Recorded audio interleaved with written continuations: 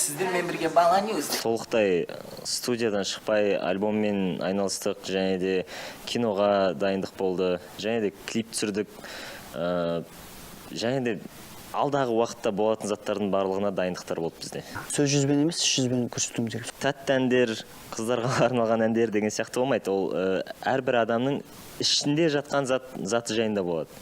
Тек қана осы әнге байланысты емес, жалпы толықтай альбомның концепті сол жайында болады. Адамның ішкі жан дүниесінің айтылмай жатқан әңгімелері сыртқа шықпай жатқан. Сол себептен жақында жаңа 91. Долгожданный камбэк все-таки состоялся. Ребята презентовали новый и, признаем честно, действительно горячий клип. Клип про любовь. Он врет. Вот. Он реально врет.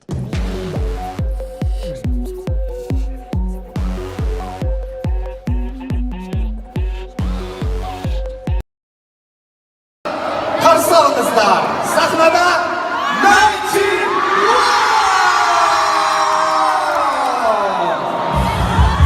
Громче, громче, громче!